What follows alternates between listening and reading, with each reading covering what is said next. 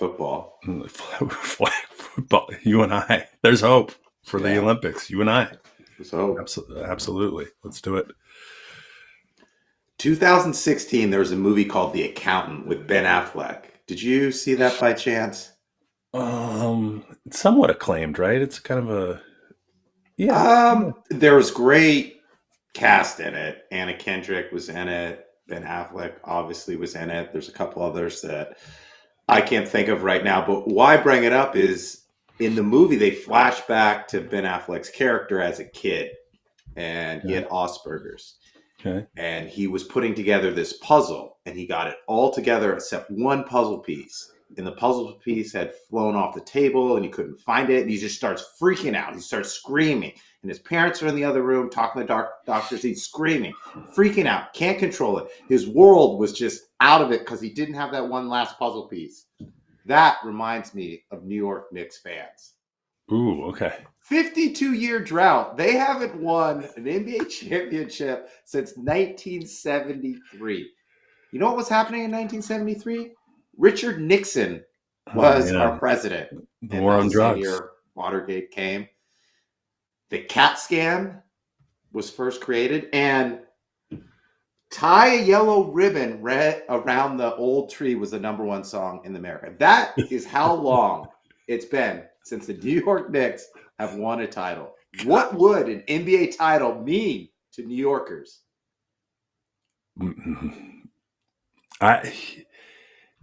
So here's how I look at New York. So I think the New York Knicks are synonymous with another team in professional sports, and that's the Washington Redskins. And you have to look at, so Dan Snyder was the owner. The Redskins were good back they won championships in the 80s. So just one decade. So 82, 87, then in 91. Dan Snyder just ran the organization to the ground. They didn't see it. From that point, they didn't see an NFC conference championship game. James Dolan's done the same thing to the Knicks. I mean, it's weird. You have the only real star that we've seen go, and I don't think he was ever NBA first teamer, but Carmelo came to New York. If you remember back, I think he played there from 2011 to 2017. You and I were there for a little bit. Yeah. If he would have won a title or even sniffed a conference championship, they would have given him keys to the state. They're yearning for something. And I always look at this in relative fashion. The Knicks have the fandom around them only have 5.5 million followers on Facebook. Okay, that's how we judge it. The Lakers have 21 million. Yeah. So the generations subsequently have nothing to root for in the way of the Knicks except for insanity. What would it mean to the city? I don't know. Like the Brooklyn Nets have stunk. The Giants stink. The Jets stink. The Yankees are the Yankees. The Mets have invested. But for the most part, New York hasn't had a title since the Yankees, right? But the Yankees are just going to win. It would mean, gosh, I don't even know. Jalen Brunson would be lauded for go down in lore. You know, Bernard King's still looked at as like the godfather of basketball for the New York Knicks. Jalen Brunson would take that seat, you got to think. Easily, right? Every borough, every subway car, every bodega, every pizza joint would go crazy. It would be electric. They might replace the Statue of Liberty with the statue of Jalen Brunson. You know when he hits the three, he goes like that? That might be out there in the water. I mean, this city would go bananas over this. You mentioned it. Bernard King, Willis Reed, Patrick Ewing, John Starks, Lynn Sanity, Mello, all these greats, all these memories, all these hardship losses. Remember the Reggie Miller? 8 points in 9 seconds. Yeah. Michael Jordan, the Charles Smith game. The Knicks have been through a lot. If they win this season, the whole team might win an Oscar. Oh, yeah. Directed by Spike Lee. The Spike Lee joint. Do we see Lenny Kravitz at the game recently? Like all of a sudden, everyone's there. Everyone is there. Everyone's, and it's not as though like the city won't get on board. They'll get on board with a winner. Like the Giants place went. I mean, the Giants and the Jets are a whole different thing, I guess. But if you have basketball, that's just you have Rucker Park. You have like all basketball is native to New York.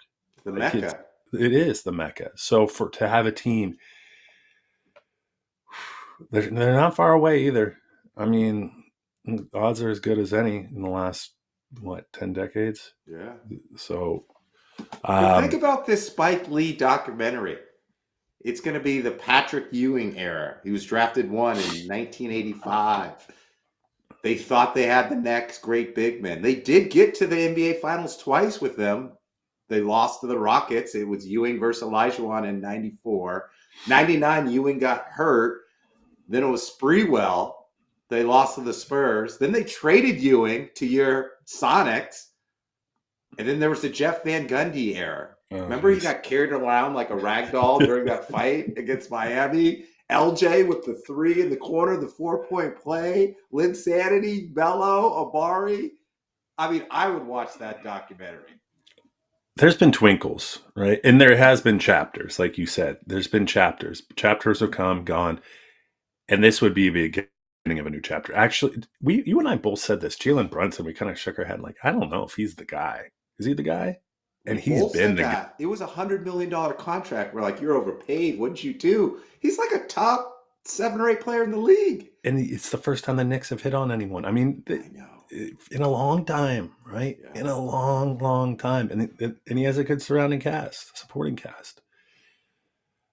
Just don't jinx it. I mean, but the thing I'm not saying they're going to win. I'm saying what it would do to that city. The one thing I miss about New York is people know all the sports. They know all the teams. And when there's a team in the playoffs, whether it's the Giants when Eli was going through his thing, we were there during the Jeter years. Mm-hmm. The city goes nuts. Every sports bar, every work, everyone is watching. And the city is electric. I'm not a Yankees fan, but I want them to go to the playoffs every year when we lived there. I mean, Madison Square Garden's the heartbeat. Will probably always be of New York sports. That's the heartbeat. That's the epicenter. And for, the Rangers are co-tenants there, but the Knicks, I mean, whenever they stink, people still want to go just to be seen because Madison Square Garden is just it's, I don't know if at some point we should talk like probably arenas, top arenas in basketball or even sports locations or viewing places or whatever we want to call it. There's only 2. It's the Garden and it's Crypto. And that's because the Star comes out. It's like a Broadway play in New York. In LA, it's Hollywood. All the other arenas, like, just throw them in together. I think they're just whatever. It's the players in those arenas. Agreed. If they win it, I mean, Madison Square Garden, be tough to get a seat, to be honest, the following year. Like they want to be, they go where the winners are. And if the Knicks can pull it off, that city is, it's weird. People would stay just to watch the Knicks next year if you're a winner. If New York won, the whole city would shut down. Like Wall Street would like turn down trading. Wu-Tang Clan might come out of retirement. Like free bagels for everyone. Oh, I was living in Hoboken when the Giants won it, and you're right. Everyone came out on the streets. Everyone, didn't matter what because at the end of the day, either you're a fan or you just want to party. Yes, and you're one of the two, right? In New York, there's either you're a fan or you want to party, and you watch those watch parties they have at Madison Square. Half the people don't know what they're doing there, but everyone's partying, so let's just go. Yeah, let's just go out on 7th Avenue, and let's just jump around and yell and say, Knicks in 5, Knicks. And then they lose, Knicks in 6, Knicks in 7, Knicks in 7. All right, should we go to the Western Conference? Let's kick this bad boy off. Hello and welcome to Big Ben and K Winn. Each week we broadcast live on YouTube. More of an audio podcast person, you should actually switch. Go to YouTube, subscribe, because you get to see our audio. You get to see our video. You get to see our bits in real time. If you're still a little hesitant, don't worry. We got you covered. Download, listen, subscribe anywhere you get your podcast. I'm K Winn. He's Big Ben. We talked about the Knicks. We're going to talk about OKC versus Minnesota, a little baseball, maybe a little flag football if we have time, and much, much more. Okay. Well, unfortunately, we didn't get to do our show on Tuesday, which we would have previewed this Western Conference series, but we did see game one last night. Yeah. I think what we saw in the narrative around the Thunder, this is my take, through almost every series now, is they're a second half team. Mm-hmm. Like we saw them go down in game 7 by I think 9-10 points to the Nuggets. Game 7. There it is. Game 7, they were down by 9 or 10. Came back and crushed them. Yeah. Similar to last night, they were down by 3 at half, I think, and ended up winning by 20? Something like that. Adjustments. Mm-hmm. The coach for the Thunder is very unassuming. He looks like he could be a sales rep for a software company or something like that. Very unassuming. Probably on the side. Who knows? You might know me as the OKC Thunder coach, but I'm here to pitch you on some TRM. The thing that interests me about this particular, like, is Ant going to be the guy or SGA going to be the guy?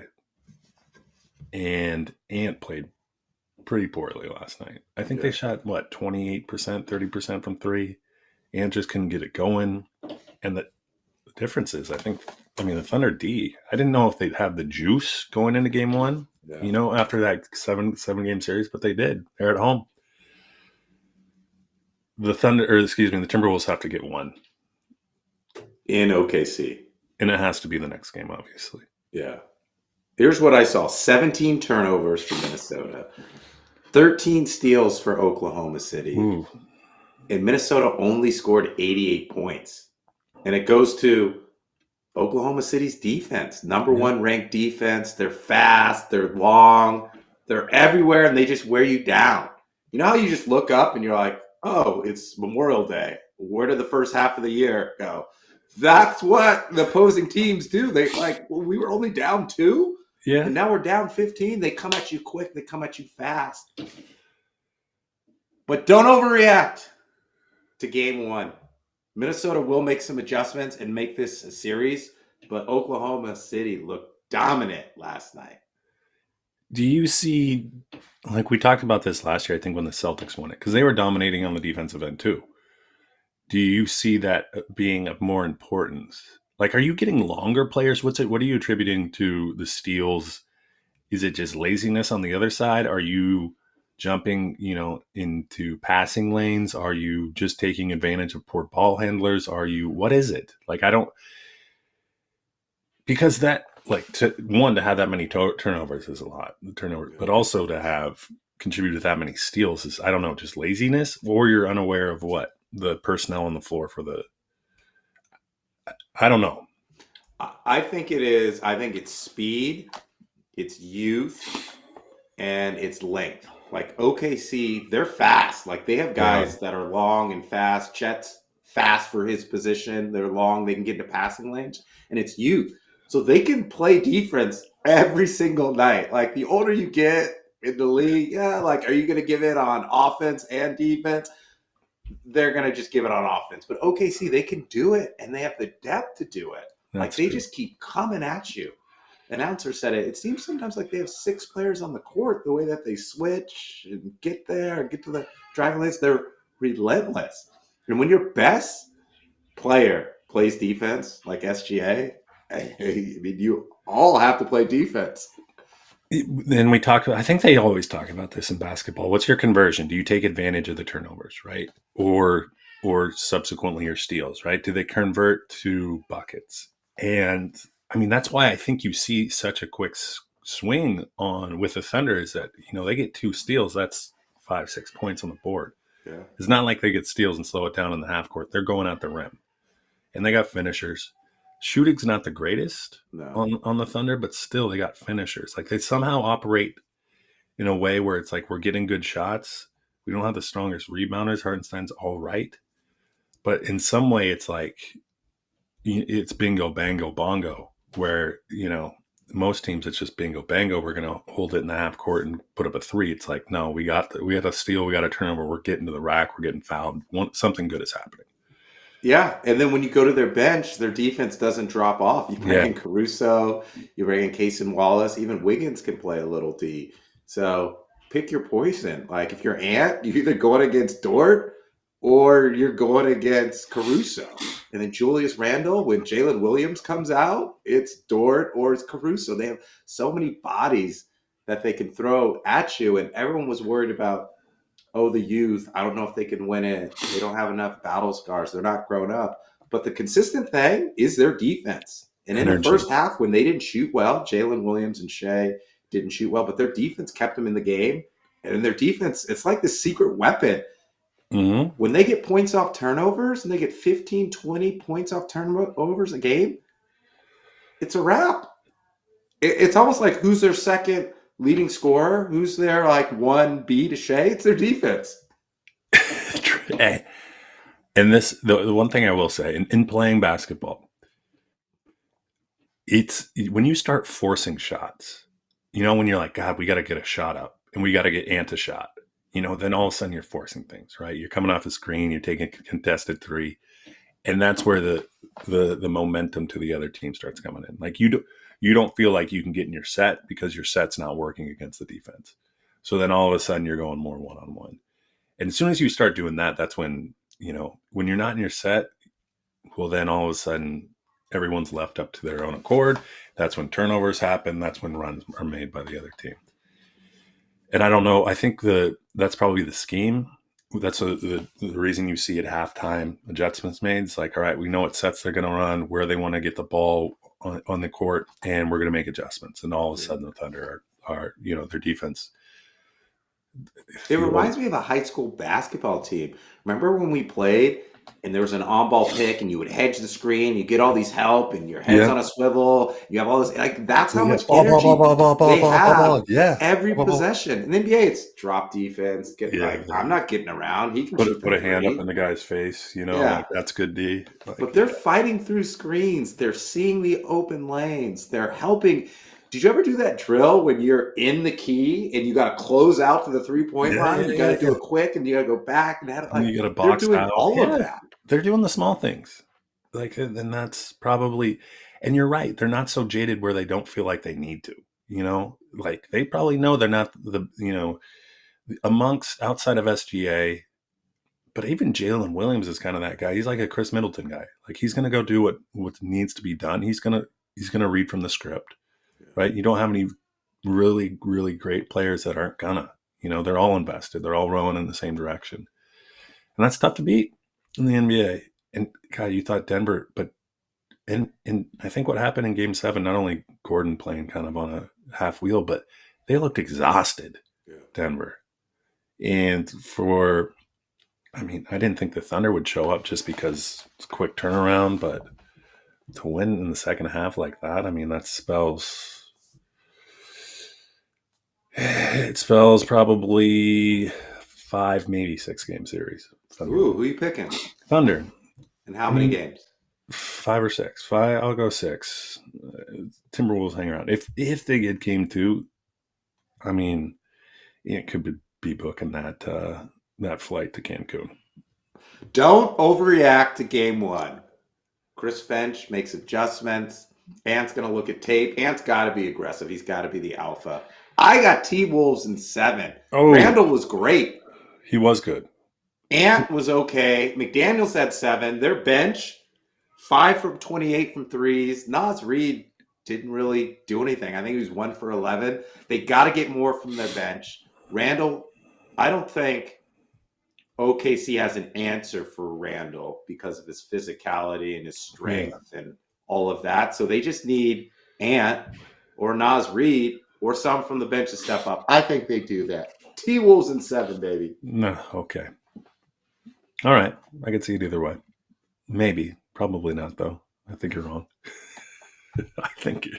Candidly, I think you're wrong. Okay. I think Ant, what is this? Ant's 4th year in the league? 3rd year? I think he's like 5 or 6. Really? No. I think he's maybe fourth. I'll look it up. I don't think he's mature enough to play within the offense. Like I feel like any good player, right? You're like, give me the ball, I'm going to take over. But you can't against the Thunder. Like I don't think you got to take what's given to you, and I don't think he's willing to take what's given to him. I think he's still in this mode of like, if we're going to lose, I'm going to go down firing. Like there's no other formula for him right now. He's 4 years. I don't like the inconsistency of Ant, right? If you are or want to be the face of the league, you got to come in with that energy and that alphaness from jump. But if you look at the Warriors series, there was a game where he just wasn't there. There's He's a couple young, Lakers man. games. He's got to be more consistent. He's young. Like, and this happens, everyone wants to forget they like project out, right? So then, he should be this good, and in some ways he's going to meet those projections, but the there's going to be ups and downs. There's going to be trials and tribulations. For every 50-point game, there's going to be a 15-point game on 3 of 20 shooting. And it's just becoming more consistent and playing within the game. Ant's going to try to take over the game. He's the best player on the T-Wolves. Everyone wants him to be. He's got a shoe contract. He's in commercials. Like, that's going to play into the narrative of him he wants to be the superstar. Does he want to be the superstar or does he want to win? Sometimes you can't have. Well, maybe that's the difference. Shai's in year 7, Ant's in year 4. Exactly, yes. Shai's averaging 30 points a game in the playoffs. He never really has an off game. You just know that he's going to have 30 He takes points. what he can get, what he's going to give him. He knows how he's going to get his buckets. It's weird. He never scores. He scores like 31 points 90% of the time. Like he scores his average. He gets what he's going to get. He knows what he's going to do. He plays defense. And I don't think you can say that for Ant. Like you see the 50-point game and then you see the 50-point game. Well, I said a couple weeks back, it's like a 3 or he's getting to the lane. There's got to be another element to how he scores. Like if it's going to the post, like I think he's still figuring out how to pick and choose his spots. Yep. When the other teams are doubling him and forcing him to give up the ball, he's either got to go to the post or he's got to get to the wing and do something to get the ball in a different area. Because if he's just dribbling up, they're going to send 2. He's got to get rid of the ball. If it's an on-ball pick, they're going to hedge it. He's got to do something different. I agree. He'll get there. Year 4 is, how many years do you play in the NFL? Or excuse me, NBA? 12, 15, somewhere in there? Something like that. Right? Your peak. Forever if you're LeBron. In perpetuity. Yeah. Let's talk baseball. All right. You got an Orioles hat on. Most disappointing team in baseball. Yeah. Most would say that they just fired their manager, I believe. He gone. He get brought in. Gosh. And the thing is, they play. So here's what I want you to take from this. They play in probably the toughest. Is it division? Yeah, division in baseball. Not this year. Well, no, that's what I'm saying. Because if the Orioles were good, they would be probably one of the tougher divisions in baseball. But the Rays are down a bit. The Orioles are down a bit. The Yankees are who they are. The Sox are middling at 500. And you look out across the landscape of Major League Baseball, everyone's already said that there's probably 6 to 7 to 8 National League teams that are better than any one American League team. I mean, as of yesterday, the Yankees had the same record as the Seattle Mariners. That puts it in perspective. But I do want to talk about the AL West. Let's hear it. The Angels, you brought this up. The Angels were leading. Were gone. Just 2-8. Just obliterated. They're probably sellers at the trade deadline. But it's and then you look, are the A's really the A's? Yeah, they are. They're 22 and 28. Like the reason that everyone says the A's look good is because they didn't expect the A's to do anything. They haven't won series. They played the tough teams. They went 1-3 against the Dodgers, or 1-2 against the Dodgers. They've got the youth. They've got the baseline of youth. They went out and signed some players. But what does youth get you?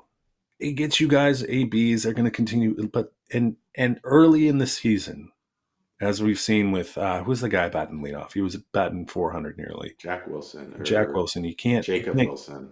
One of the Wilsons. Owen Wilson. He can't keep his legs. He's just in the box. Just boom, boom, boom, boom, boom. That's only going to work for so long. Like you're going to get figured out. Teams are going to. No way. You've got that small window, like my Orioles, when you're young and you have the talent and you don't have to pay them, you can be competitive. You can get to the playoffs. I think the A's are there. Name one other pitcher on the A's besides Severino and their closer. I don't know. Yeah, exactly. Like that's a But I can't pitcher. name other pitchers on the Mariners Sure, you either. can. Come on. Gilbert. Thank you. Keep going. It's like Garcia or something. Castillo. Castillo. There you go. Keep going. That's all I got. Wu, Miller. Who else do we have? Emerson Hancock's pitching okay.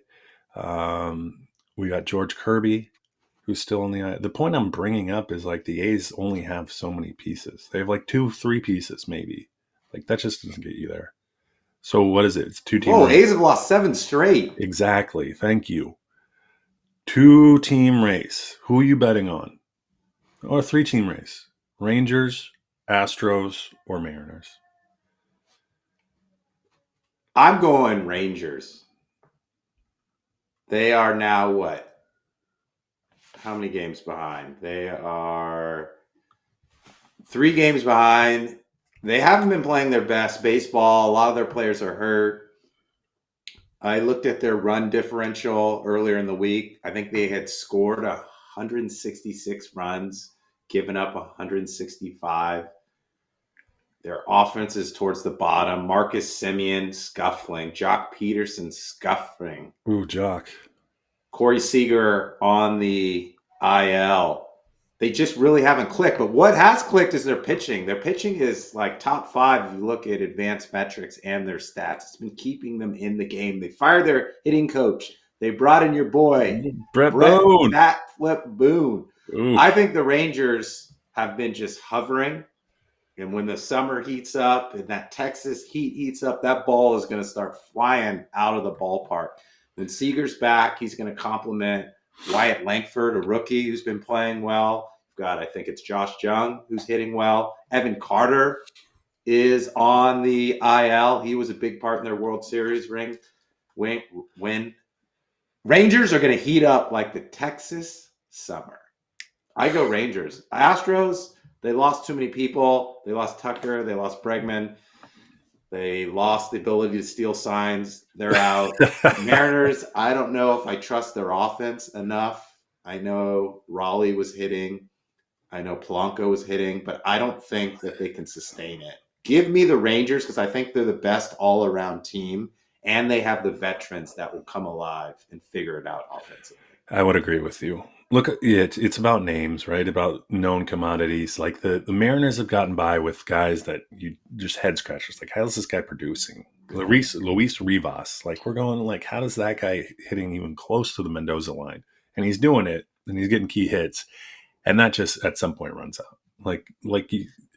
There's a reason guys are on or DFA'd. You know, there's a reason guys are landing in your lap, right? There's a lot of different reasons. And I think what the Mariners have tried to do this season is pick up guys where it's like we'll plug him in for a bit before he gets figured out, you know, how to pitch and all that. And we'll see if we can ride him for a spell because we got a lot of injuries. And the pitching, we haven't had Kirby. We've got who's the guy you mentioned? Who's our big dog? Gilbert. He's been out. So it's effectively, can we somehow ride these guys that no one knows about yet? Get some base hits. And it's worked for the most part. But you're right. I think we're going to come back down to the mean. Right now we're winning at a 580 clip. Where normally we got to come back to 540 just to be in line. And I think the Rangers play better down the stretch. I agree with you. It's still early. It isn't even May. Or excuse me, it isn't Memorial Day. But I will say, just having the Mariners show twinkles of kind of hope. And we lost a 1-0 game last night, but still, as soon as we lose a 1-0 game, is this the demise? You know, are we headed down? That's the... Gosh, if we want to walk, what would a World Series mean to a city? Seattle. Oh my gosh. No, we would barrel the Space Needle and put up a Julio Rodriguez, you know, bronze statue the size of it. It'd be insane. But baseball Everyone will get T-Mobile phones. Yeah. You know this as well as I do. Like when When the NBA season is over, where does all the attention go? Football. Well, What goes to the no, playoffs? goes to playoffs, and then he goes to football. So you have that window. Like you need to. In previous years, the Mariners have been in and around, right? They've been sniffing, Yeah. but They've been in the hunt. in the hunt, in the hunt always. It'd be nice to actually get a season where it's like we're 8 games up, Yeah. headed into late August, and just see what we can do. And if all the arms are healthy, back to what I said about the Athletics, all the arms are healthy for the Mariners. It's a ticket. That's defense, right? Pitching is defense. Yeah. Defense wins championships. Well, that's how you have to win in the Pacific Northwest, where the ball Yeah. gets lost in the dense fog and the weather. You've got to build your team around pitching and defense. The thing that's been missing from the Mariners is how to manufacture runs and timely hitting when runners are in scoring position. That's really what they've missed on the last couple of years, because they haven't been able to get the right pieces, Yep. because hitters don't want to go to Seattle. It's hard to trade and find someone who can just hit doubles, right? You got to be like a gap to gap kind of hitter to succeed there. And man, if there's one guy that's played up to his contract, how we see players sign. Simeon's a good example. Signed a massive contract with the Rangers. Hasn't even lived up to his bill. Got him World Series. He did. Yeah, well, I guess your return is vetted there, right? And then whatever he does afterwards, who cares? We paid that much. Cal Raleigh signed like a $100 million contract for a catcher. That's a lot in this day and age, right? You probably have 4 to 5, 6 catchers that you go, okay, they're everyday players, and I'd play them if they played a different position because they're good enough hitters. Raleigh has lived up. He's, I think, second in the league to either Ohtani or Judge in home runs. Without him, the Mariners are nowhere. Exactly. Nowhere. Like, nowhere. So, his nickname's the Big Dumper, which I can appreciate, too. Who's winning the NL West? Anyone but the Dodgers? I'm going Pods. Mariners swept the Padres. Swept. I know. It's a long season. These things kind of happen. Pods win. Dodgers, Giants get in the wild card. Okay. God, you'd love that. God, you would have your household, the Padres with Jen, and then you'd have your 2 LA teams, or your LA team and your San Fran team. Would be great. And then they'll just meet the Orioles in the World Series in 2032. Wow. All right, let's get out of here. You get your tickets yet? My tickets for what? Brock Purdy Revenge Tour. Oh, jeez. Niners signed him. Easiest schedule in the league.